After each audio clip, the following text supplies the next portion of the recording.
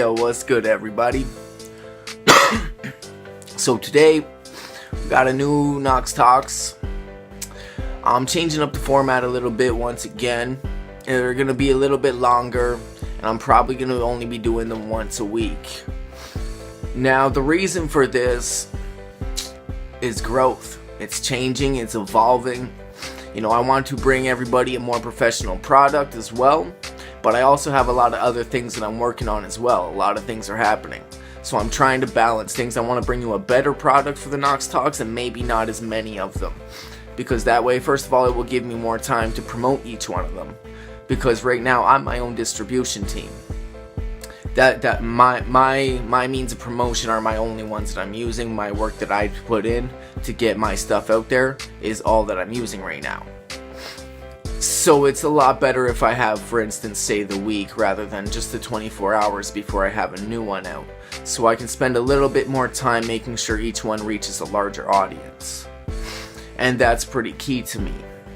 Besides that, one of the reasons why I wanted to switch these talks around is because I feel like it's getting a little off topic of what I do. I feel like the same positive messages are going to come out, but I need to keep focused on what I'm doing. And what I am, I'm a producer, I'm a rapper, I'm a bit of a visionary, I'd say. You know, I have a lot of vision, I have a lot of ideas, I have a lot of dreams, I have a lot of ambition too, to go along with it. So now, like, basically what these Knox Talks are going to be about is bringing to you how I grow, how I change, things that are going on, why I'm going to start doing things differently, what kind of different things I have coming up, and what sort of things I'm working on. And I feel like my underlying message is just because of who I am, that same positivity is going to come out, that same sort of shedding light on issues is going to come out, because I myself, I have them. I deal with issues every day. Today, for instance, was a rough day. What time is it? It's 9:45 now. I literally just got out of bed. This is the longest I've slept in forever, and I didn't really even sleep in.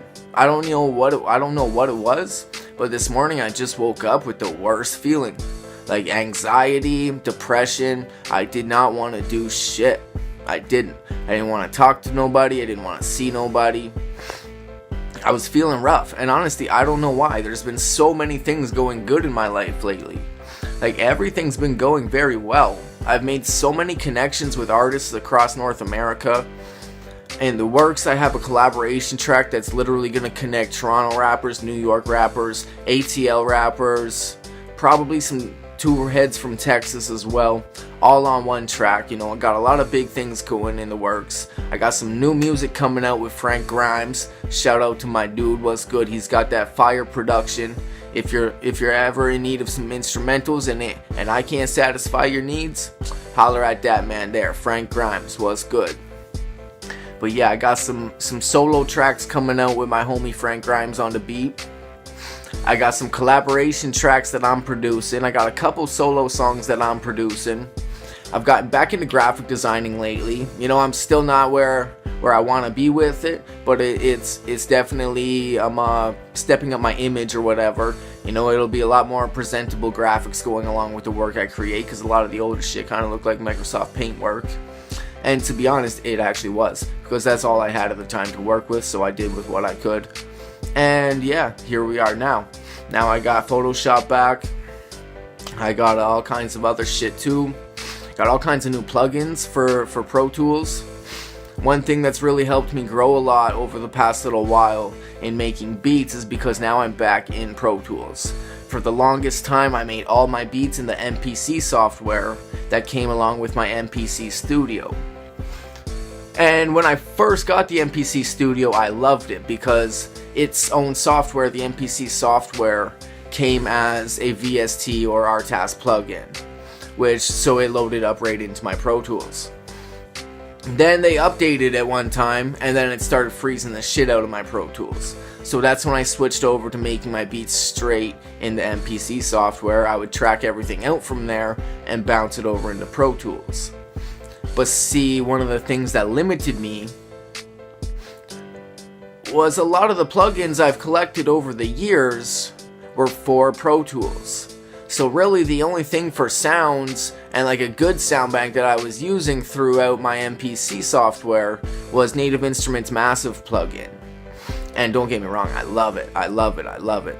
But now that I'm back, I had to kind of maneuver things around. I'm back using Native Instruments Battery, and I use that for my drum work in Pro Tools now. And the rest is all my other plugins I have again, so it's very great, you know. Sounds inspire me. Sounds really inspire me, you know. Like sometimes I wake up and I hear a beat in my head, so I make it. Other days it's like I'll just be drifting through sounds, going through sound banks or whatever, come across a cool synth sound or a funky guitar, or sit there and seeing how I can mix a certain instrument, throw in what effects, how I can make something sound, and then I come along something that sounds cool and that inspires me for a beat. So having that back, having everything back running through Pro Tools has been a blessing. It's honestly felt like I found myself again. It's where I'm supposed to be making music. It's the DAW that I am most comfortable with. See, I have Fruity Loops, I have Cubase, I used to use Reason, I have used Logic before, but I've pretty much used them all, and at the end of the day, Pro Tools is just my comfort zone. There's nothing better about it or worse about it than any of the other DAWs. You know, Fruity Loops is just as powerful as, actually to be honest, nowadays Fruity Loops is probably more powerful of a program than the Pro Tools that I use anyways. But that doesn't change the fact that I don't like it. I don't like it. I don't like the workflow in Fruity Loops. Fruity Loops is the actual first software I ever started making beats on. And get this, people, to age me a little bit, it was Fruity Loops 2 and 3. Yeah, all you people on this FL20 or whatever the fuck they're at nowadays, yeah, like, I started on FL2 and 3. Think about that. Let that sit in. That's how long I've been doing this. And there's people out there been doing it longer. Because I remember back in those times what I could do with Fruity Loops as opposed to what other people I knew who were using an ASR10 or an MPC 60 or even the MPC 1000s, I think the 2000 XLs. You know, there was a lot of limitations in comparison to what you could do with software. Like nowadays I have this iMachine app on my iPhone. It's a paid app, it's only a couple bucks though, but you can also buy sound kits through them as well, so you can update it with bigger sound kits and everything. But it's crazy because I can almost do more in this iMachine app than I could in those original versions of Fruity Loops. Way more features, way more like ease of use, and it's crazy to see how far technology has evolved for the sense of making music and music production. It's crazy how the advancements that we've made in digital music, it's beyond belief. Like when I first started making beats, if I could have had that iMachine app, fuck, who knows what could have happened. Like the powerful tools are out there nowadays. So if this is something you guys want to do with your life and you're heavily into music, you know, when I first started, you were lucky if you could get even a cheap little home setup if you weren't cracking software and using downloadable illegal shit. But either way, the equipment still, the interfaces, the microphones, you know, back in those times you couldn't get a decent setup for under $1,500. Nowadays for $150 you can go out to the goddamn store, go to Best Buy, buy a cheap little USB mic or something that has pretty much one, like, the audio rates are pretty damn on point. So it's like at least you can definitely put out a very professional product, especially if you have access to a good engineer or know about engineering yourself. Today's equipment, there's no excuses why you shouldn't be able to somehow put something together to do it on your own. It's very possible. It was harder as fuck in my day, and it was even harder as fuck for the people I was looking up to. Because back in the day when you had your ASR10 and you could only sample a couple seconds, you know, you had like 6 seconds I think it was to work with the sample. So if you couldn't try and nab that and flip some magic within that little shit, you were fucked. It made you have to think. You had to be creative. You had to be creative. When I started, it wasn't that bad. and it's even easier nowadays. Like the MPC studio I have, or I did have actually, I got rid of it. But it's got a feature for chord progressions and stuff that it's like built-in chord progressions. You just select the minor or what kind of tone you want and bang the keys out, and it plays piano chords for you. Like straight on chord structures for people who have no idea about music theory. You can bang out progressions that sound like you have been classically trained. The technology is amazing. So if this is something you guys want to do with your life, it's out there. Do some research. It's not hard. There's a lot of things available to you, and it's not near as expensive to get into doing things nowadays as it was for me back in the day, or even worse, how it was for people that I used to look up to and in previous generations. But that aside, being back in Pro Tools is amazing for me. Honestly, the beats that I've started to make just since then, it's like you can just hear a difference. You can just tell that I'm feeling way more at home. I'm feeling way more comfortable with what I'm using, and it's a blessing, really. It's really a blessing. Life is a blessing, though. Everything is a blessing. It's hard to remember that all the time. You know, there's a lot of real issues in the world with mental health, with just health in general. There's a lot of things that can cloud your judgment, myself included. There's a lot of things that can cloud judgment to kind of take away from how you see this beautiful life as a blessing. A lot of people see it in a tarnished view because of circumstances. Myself, sometimes too. This morning was one of those times. There was really nothing that happened. I just wasn't feeling it, you know? I just wasn't feeling it. Not at all. Not one bit. But then something along the way, and it's like, okay, well, what else are you going to do? You're going to sit around and dwell all day? You're going to waste more time? So tomorrow, like if I were to do that today, then tomorrow I'd be feeling even more like a piece of shit, even more like a bum, even less like doing anything. So it got to a point where I was like, hey, fuck it. I got to get up and do something. Because even just doing something can start to take your mind around and off certain topics. It can break the barriers, you know? Like sometimes you have to like tell yourself, hey, it's not that bad, I just gotta start. You just gotta break things down in a little bits, like, okay, well, if I start with this one thing, and then stop thinking about the whole day, and it's just this one moment. All we gotta do is get through this one moment. And that's the method I took this morning, and that's why I'm doing this video right now. Because, to be honest, I was supposed to do it yesterday, and I slacked off. Not that I slacked off, but I got really busy doing other stuff.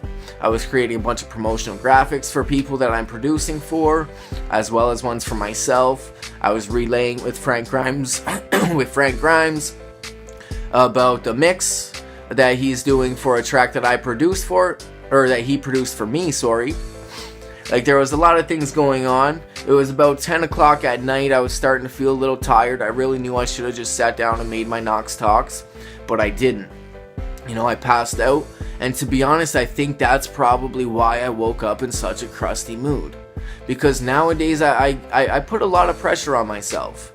You know, I'm not quite where I want to be. I'm not as successful as I want to be with what I'm doing. So I really don't feel like I deserve to go to bed because I'm tired. I don't feel like I should be able to sleep in because, you know, I've worked a lot this week and, you know, I just deserve a day to sleep. Like, I don't have that mind state. Like, until I have everything set up the way that I want and until I achieve everything that I want to achieve, I really don't feel like I deserve breaks. I don't feel like I deserve time off. I feel like if I stop working, there's 100 other motherfuckers out there who are putting in the work while I'm asleep. And that shit weighs on me all night, I think. All night, to the point that in the morning when I realized that no, I didn't even fucking do it. It just had me feeling down. Had me feeling down. Because it's funny, as soon as I got the camera set up, I spent about like 5 or 10 minutes here just staring at the camera before I even pressed record. I'm like, fuck, do I really want to do this? Because I didn't. But here we are, it's only 14 minutes in. And I want to do this, you know? Like, I feel better already. I like, maybe it's because of talking about things, you know? Because that's something that can help a lot of people. Talking about problems, often people see that as a weakness. Like, people think it's strong to shun their emotions. People think it's like a strong quality to act cold nowadays. I don't know what it is. I don't know what went wrong in this world. But people feel like it's so cool to be dark, or so acceptable to be dark and ominous and like down. And it's really not. It's really not. But talking about things helps. Acknowledging your feelings is a huge thing. I spent majority of my life trying to pretend like, oh, I'm too tough, I don't have feelings, like, oh, shit's not gonna get to me. And guess what? It just got to me in worse ways. It got to me internally. So that eventually things just started fucking with me, and then fucking with my mind state, and bringing my mind down that I didn't even know was fucking with me. Because it'd been so long since I tried to suppress emotions or suppress feelings, that it's like they surface back up in moods, but not in your brain. So it's like I'll go through like a 3-day period where my mood's just off, and then all of a sudden it'll click of what I thought about 3 days ago quickly, and how it's thrown my whole mood off. But nowadays I talk to people, like I go and see a counselor. It started off through my drug addiction, but I see a counselor every 2 weeks. And honestly, she's an amazing lady. She's a very nice lady, and it's helped me a lot. It's helped me a lot. It almost seems like every time I go there, it's like it was meant to be. Everything she starts to say, it's like, oh my god, that just happened to me last week. You know, it's been meant to be, I feel like. But talking to her helps me tenfold. Talking to her because, first of all, she's educated. She's got an unbiased view against me. And, you know, it's good in multiple ways, because it's somebody who, when I am on the wrong train of thought or thinking, she kind of gives me a little, like a little look like, hey, to let me know where I'm slipping, or that I'm kind of misconstruing my emotions for what's real, sort of thing. But also, the greatest thing is when I'm on point and when I'm thinking right, she's the first person to be like, hey man, you got this. You got this. And you know what? I find a lot of close sources to my life, in my life, because of past mistakes I've made. When I say something or I feel like I know something, they doubt me because of a lot of shit I've done in the past. Which actually, like, even though it's my own fault, it does weigh me down a lot, because really at the end of the day, I learned from all these people and I learned from their mistakes. So it's almost a slap in the face, because it's like I'm trying to teach them through things that they taught me that I've just actually implicated in my life while they haven't. But it works. But it works. I've learned, they say a genius or a smart man learns from his own mistakes. A genius learns from someone else's. And this time around, over the last 6 months, my biggest thing has been learning from other people's mistakes. I've learned from mine, and that's why I'm making changes around and doing more beneficial things with my life. You know, like I could easily still be selling drugs right now. I could easily bounce on my bail condition and take off across the fucking country right now. It wouldn't be too hard for me, but I'm not trying to live that life no more. You know, like I want better things. I've got 2 kids here now. I've got a beautiful son and a beautiful daughter, and it's like hell am I gonna spend my life on a run or in and out of jail? You know, I'm gonna handle the case that I got going right now and make the best of the time that it takes up in my life, one way or another, whether I go to jail or whether I end up house arrest or whether I can beat the case. But the time it's taking up in my life, I'm making the most out of it because I've learned from my mistakes. You know, but a lot of people seem to forget I know what I'm doing. I do. I wasn't doing shit for the longest time, but that's because I just wasn't ready. You know, I really wasn't ready to make the steps. I wasn't ready for my life to change the way that it already has. From entering the public's eye, from putting out my work. You know, it alters things in life, and to be honest, for a long time, I wasn't ready for that. I wasn't ready for... You know, I felt so bad about myself for a long time that I wasn't ready to hear the compliments when I released my music. You know, I really wasn't. I wasn't ready to hear the support from people that, no, this is something good, this is something you should be doing. I just wasn't ready for it. I didn't want to hear it. And from a young age, like my biggest influences in my life when I was really young were huge into drugs, huge into partying. So, I experimented with drugs and stuff when I was a young age. But I never really indulged heavily because I always had, I seen what it did to my moms, Like, it was me and my mom sitting at home alone when my brothers were out on benders and or both in custody for 9 months at a time. It was me and my mom at home alone. So that's probably why I never indulged. But because my idols, the people I looked up to at such impressionable ages were into that, no matter no matter how far along they got from it, I still always had that piece of me that just wanted to be like that. But I always, from seeing what it did to my mom, I was always like, no, I want to wait till I'm older. I want to wait till I'm 18 so then I can just do what I want. It doesn't affect nobody. But guess what? It still affects everybody. And by that point, those same influences weren't even getting fucked up. One of them was struggling with addiction, but he didn't put it in the lighting that he used to. And the other brother of mine has done incredible things, done amazing things. He's gone straight against drugs, and it's amazing. But it still doesn't change the fact that at a young age, I was impressioned by these people to think that shit's cool. So subconsciously, I was always waiting to be an adult to just do it on my own. And what I realized is, first of all, it's more detrimental as an adult. It's more detrimental to life, first of all. That the time for that shit is when you're a teenager, is when you're a little kid, pretty much. As much as the bodies of little kids shouldn't really be ingesting stuff, that's the time in your life where you don't have the responsibilities, you don't have the things on your plate that real life is going to put there. So, doing those things at a later age, probably not the best idea like I did. Probably not. But I did it. I did learn, no matter how much I can do it on my own, it still affects everybody I love. It still affects my own self. I lost myself, and I lost myself to shit that I knew could happen. I watched it happen to both of my brothers, to so many friends in my life. And I became a victim to the same addictions, to the same lifestyle.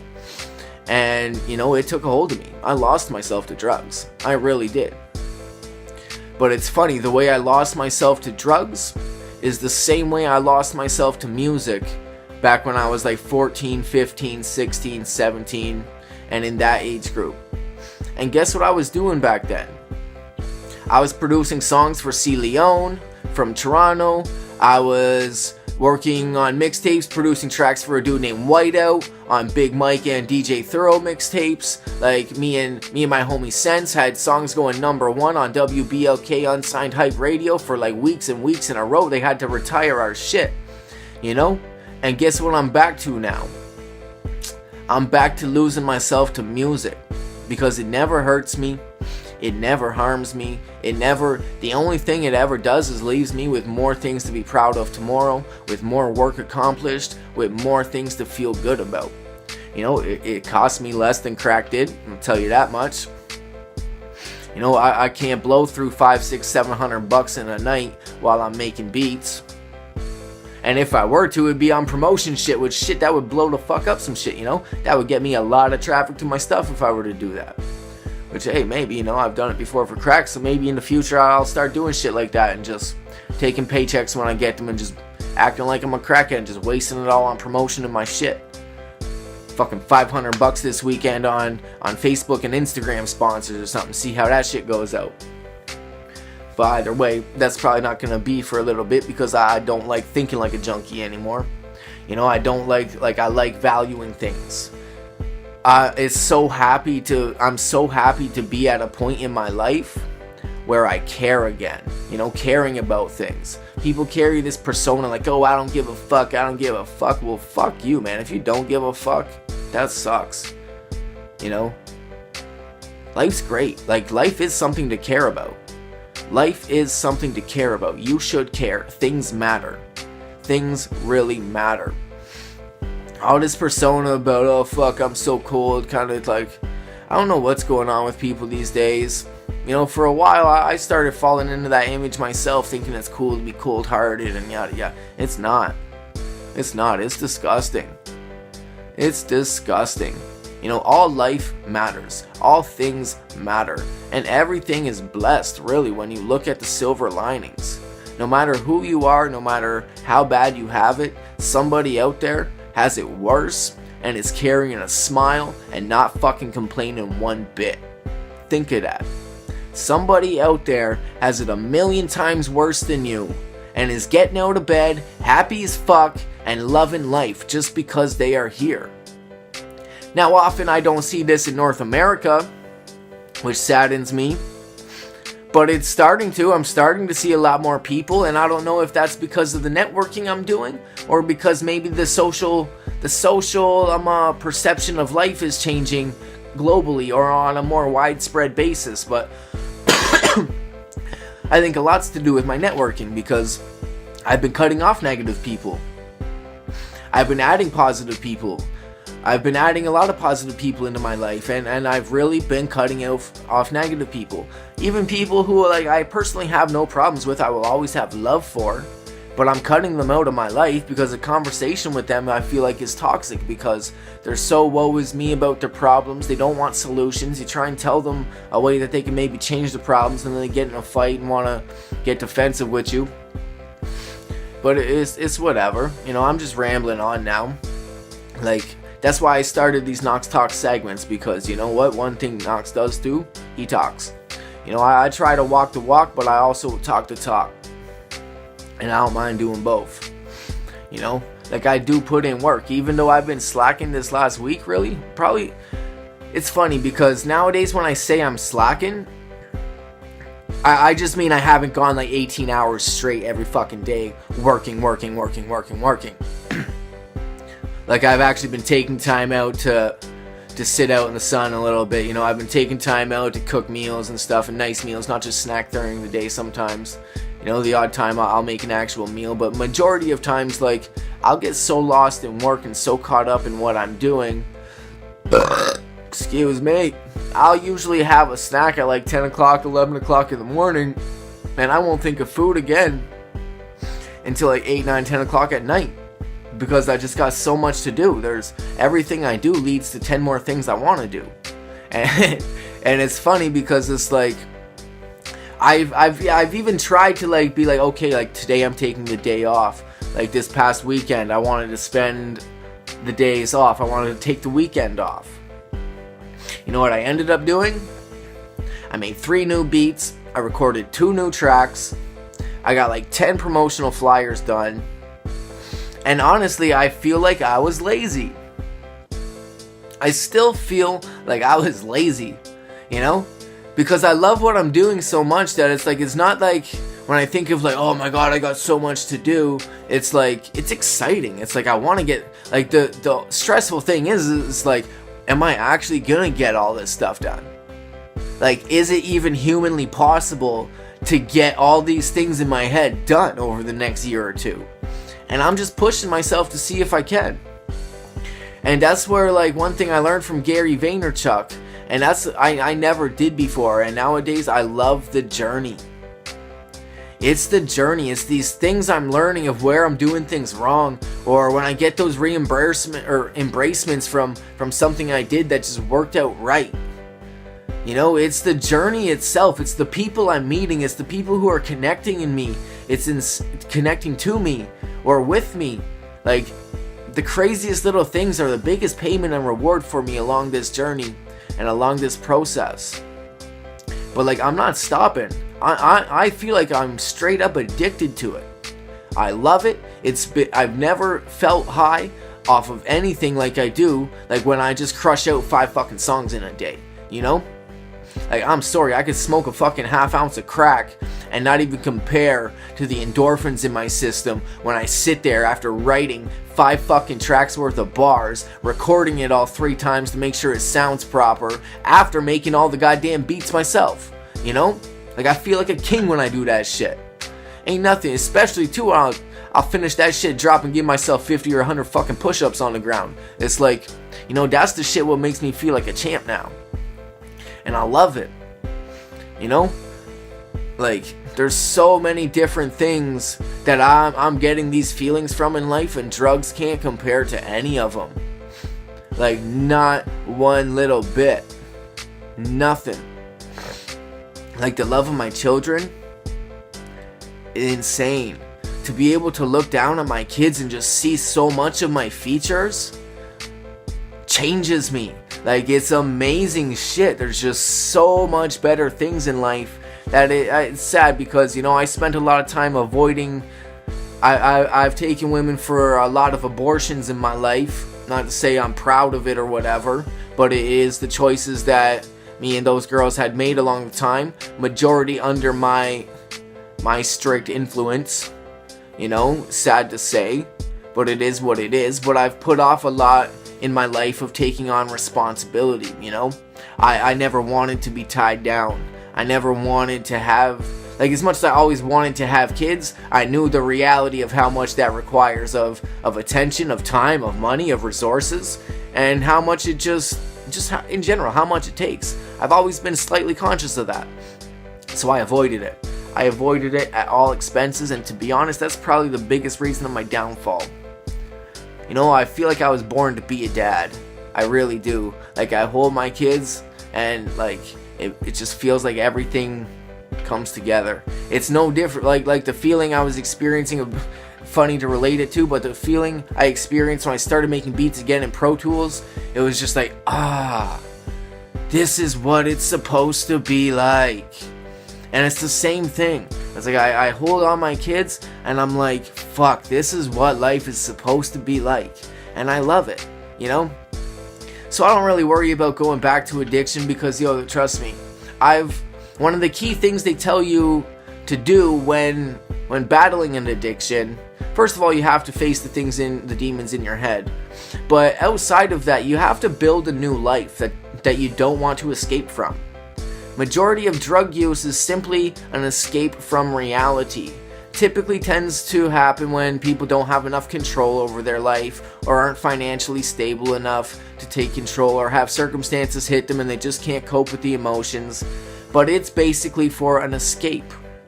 So the real way to avoid that and to avoid the powers that it can really hold over you is building a life that you don't want to escape from. That you don't want to escape from. That's why if you're living for the weekends and if you're just getting through your week to go out on Friday and cash your paycheck and hit the bar or something, if that makes you happy, because trust me, I know one or two people that's just them, that's their personality and they love doing it. But the 8 to 10 people that they do it with every weekend, you can tell wake up, looking around the room, seeing each other, dwindling in their head, dwelling on things because that's not making them happy. But they go back to work Monday, push through it again, and just live for that Friday night where they can go and get fucked up with their friends. It's about building a life that you don't want to take a vacation from.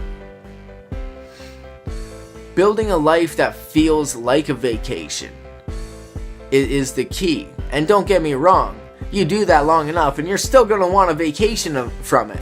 It's like no matter how much you love what you're doing or whatever, there's little aspects of it. Like for instance, me as a musician, I love to make music. I love to write stuff. But when it sits down and I've got it in my head, I need this track done by this time, or this person needs this beat by this day.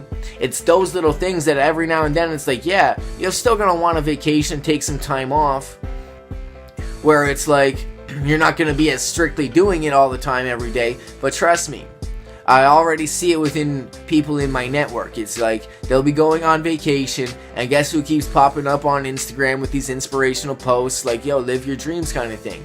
These same people, because when you love what you do, you can take a vacation from the executive or administrative side of things, because that's the only part that ever gets tedious or boring or monotonous.